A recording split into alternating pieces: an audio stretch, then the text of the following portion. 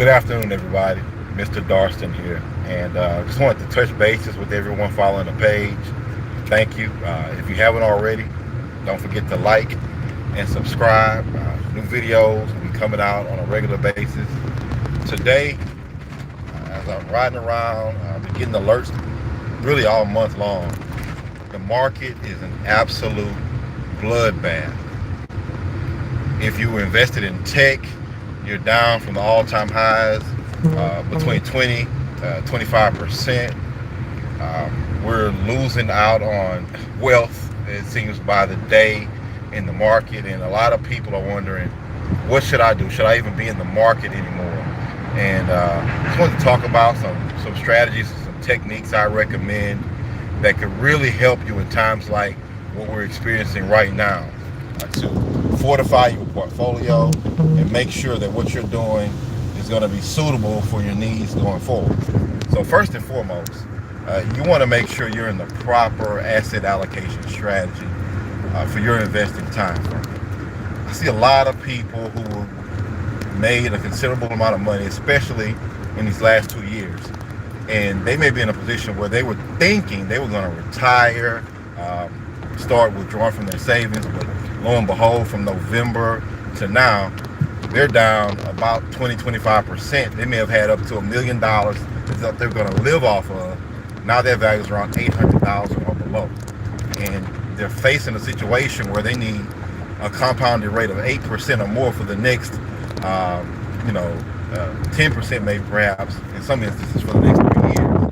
That's going to extend their working life, and they're not going to be able to retire as soon as they thought they could. Well, what could they have done? And if any of you find yourself in this situation, I want to caution you about how important the proper asset allocation strategy is. So, a person who may have been just killing it in tech for the last decade, but they knew that their retirement date was sometime in the early 2020s, they should not have been so heavily concentrated in a sector that's as volatile as technology. What would have better served them is a more conservative strategy, especially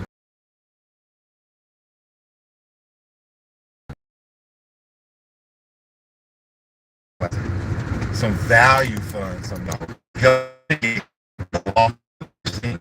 Now, going forward, one of the things that may come into play that it really hadn't been a factor for the last 10, 12, 13 years, it's going to be fixed income. So we have interest rates rising.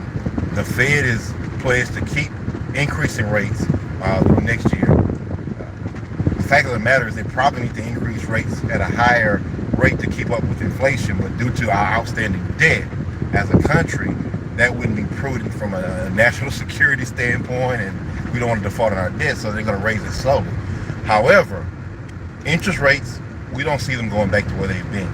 For the last 40 years, we've basically been in a falling interest rate environment. Now, reality set in, and we can't lower rates anymore. Inflation is at a point that we haven't seen since 1982, and it's time now to start raising interest rates to curtail inflation. That's what the Fed is doing. So, because of that, we're going to see fixed income investing, fixed income instruments.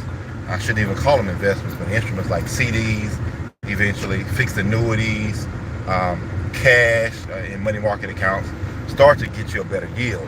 So now is a good time to make sure you're not only properly diversified, but also you have some cash set on the side. That way you can take advantage of opportunities, and if nothing else, get a risk-free interest rate that's a lot higher than those sub 1% rates that we've been seeing for the last decade or so. So all that to say, reevaluate your portfolios.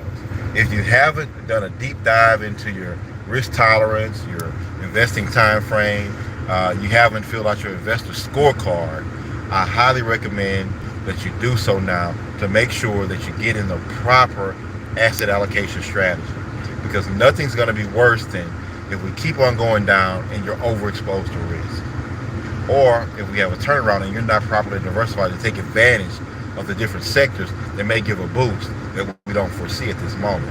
So take some time, evaluate your portfolio, make sure you do your due diligence, and you're in the best position for what your personal needs and goals are. Mr. Darston signing off. Have a great one, guys.